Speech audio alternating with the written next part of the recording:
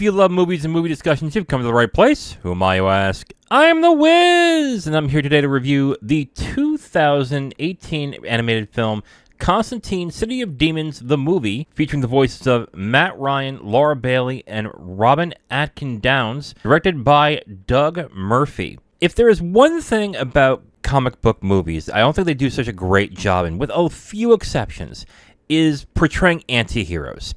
Anti-heroes were a big thing in the 90s. I remember when I was really into comics, the big anti-hero was, of course, Wolverine. And Wolverine has continued to be a very popular character. I think few people really know that he's actually an anti-hero. He was originally someone who was, I guess, a bad guy at some point. But anti-heroes are usually the more popular characters because they're usually the better written ones because they have to have more depth as to why they went from bad to good or why they vacillate back and forth. I think another good anti-hero is Catwoman. If there are like other anti-heroes I can think of off the top of my head, let's go DC. I mean, Constantine's one. Lobo, I think, is an anti-hero. He might be a villain. I'm not entirely sure. Comic books are known to have really interesting anti-heroes. And I find it weird that a lot of these movies don't really grasp those anti-heroes. I also think that the 90s X-Men movies, as much as I do like them, kind of dulled the edge off of Wolverine to be a proper anti-hero. They made him a little too likable to actually feel like he was an anti-hero. I mean, he's just a straight-up hero in most of the movies, so that might be why they don't do it. Yeah, anti-heroes are really a big part of comic books, and I would really like to see them more represented in movies moving forward. All right, so let's get into the review of Constantine, City of Demons, the movie, directed by Doug Murphy. Before that, let's get into the plot.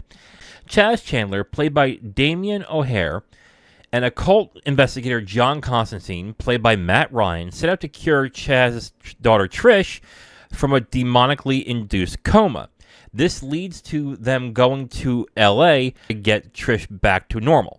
All right, and that is the plot. So let's get into my 3 points. And my first point is, the whole of Constantine is the best part of the film. I really need to point this out, how refreshing it was to have an anti-hero that isn't Deadpool, who is meant to be comedic, but is also very interesting. And that's one of the things I really liked about Constantine in this movie. The character himself is actually really good. He's sarcastic, he's surly, he is mean-spirited as fuck too. Has a very deadpan kind of humor to him. Easily the most interesting and captivating part of the movie. It really makes me wonder why I haven't seen more of this character. I know that he had a short-run TV series. He also was in Legends of Tomorrow. I believe he also had a cartoon series. I might be wrong on that. And there's the Keanu Reeves movie as well. So I'm really surprised that there isn't more of this character in DC. I mean, with how dark the Zack Snyder DC was, Constantine would have been a great character to put in there at some point. So I'm actually kind of surprised that they don't show off this character more. So here's hoping I get to see more of Constantine in other stories, hopefully in movies. I think that would be a great idea. And my second point, a more bloody, disturbing Saturday morning cartoon. So I mentioned in the last review with Justice League, the Flashpoint Paradox, that the art style and the animation really reminded me of an updated 90s or 2000s Kids WB superhero cartoon. And this is the same thing. It is a little more detailed, it's got a little bit better animation, but it's very evocative of that style. But what makes this movie interesting is that it's that same style, but now in a horror aspect. It's very bloody, it's gory, disgusting. There's a lot of dismemberment, torture in the movie. Normally, I would have to be honest, normally if this was live action, I probably wouldn't be able to watch it. But because of the art style, they still show it, but it's not as disturbing. So if you're like me and you don't really like that kind of stuff because it bothers you, this might be dull enough where you can enjoy it. I also think horror fans might even enjoy this film too as well. So if you find that interesting, if you are an animation fan and you're a horror fan, I would say check this out. I think this is actually not bad when it comes to the visuals. And my third point, this definitely needed more depth in the story. Before I chose this, I didn't know that this was actually a web series.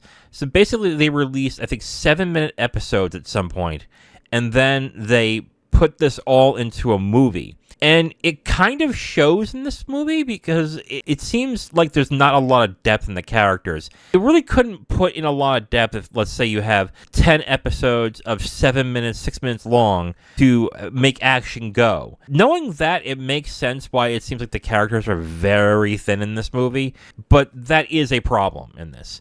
Again, this goes right into my second point as well. I really hope that they try to do more with this character moving forward, and maybe they do another movie with this, and to make it more along the lines of, I guess, how the comic books are with this character. But I do have to point out that in terms of depth and in terms of just a character-rich storytelling, this movie doesn't have it. It really does not. But it's fun. And Constantine himself is an interesting enough character in this movie. But when it comes to the ending of the film, it doesn't hit as hard because the characters are so thin. And here are the footnotes for Constantine, City of Demons, the movie. My God, that title is just too much. How is this character not more popular? I mean, God, it's a comic book movie, which are very popular, even though a lot of people are getting tired of them. And the horror movies are very popular. Why didn't anyone say, comic book movie, horror movie, Constantine? No, that would be a bad idea. What? That would have been perfect. Like, I've said it a number of times. I am not a fan of horror films, but I do understand that it is a very popular genre of films. There are people who love those films. More power to you if you do. This would have made so much sense. Like, if you would have made a horror film, there was also a comic book film that fit within the DCEU, and the DCU was making good money, of course, this would have been an amazing opportunity to not only have a good movie, but to make buttloads of cash. Why didn't anyone think about this? I think this was an incredibly missed opportunity for DC and for WB, and hopefully they rectify this by doing a Justice League Dark at some point.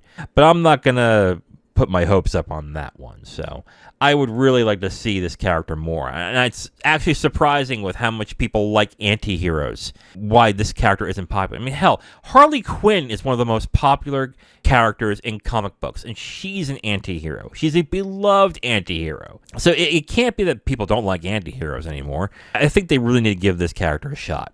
Overall, I recommend Constantine, City of Demons, the movie. I really think they should just change that title. But anyway, I think this is a good movie. It's not really my cup of tea usually. Again, I'm not really into horror, but I like the character of Constantine so much that I would actually want to see another story of this, even though I'd probably have to look away in the more violent aspects of the film. Even though I didn't do it in this one, but I'd say if it was live action and did that, I might have had a problem. I like the dark themes of the film. I like how it deals with the occult. I like a lot of what this film does.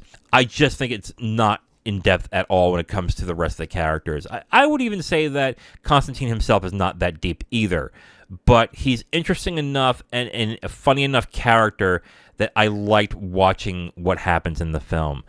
So overall, I recommend Constantine, City of Demons, the movie. I would say rent it and check it out. I think it's fun. I think it's a good movie, and especially if you're into horror. If you're into horror, I would say definitely give this a shot. I mean, if you're into the really grisly horror, it might not bother you as much as maybe some would, but I still think you might enjoy it. So overall, I recommend Constantine, City of Demons, the movie. Now, if you want my full review on this movie, you can go to my website at IamTheWiz.com. You'll have my full written review right on the site, along with a link to the video that has this review that you've just listened to. All right, so for Tuesday, I'll be reviewing Merry Christmas, Mr. Lawrence, directed by Nagase Oshami. Thursday is the 007 Debriefings with Casino Royale. And on Saturday, I'm going to be reviewing another war film. I got to be honest, I did not intend to do multiple war films set in POW camps, but it just happened this way.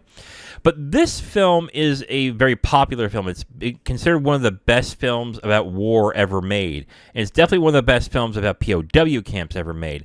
And that is the 1963 film directed by John Sturges, The Great Escape. I have not seen it. I have wanted to see it for a while, and I am going to look forward to checking this out. So tune in Tuesday where I review Merry Christmas, Mr. Lawrence, directed by Nagase Oshima.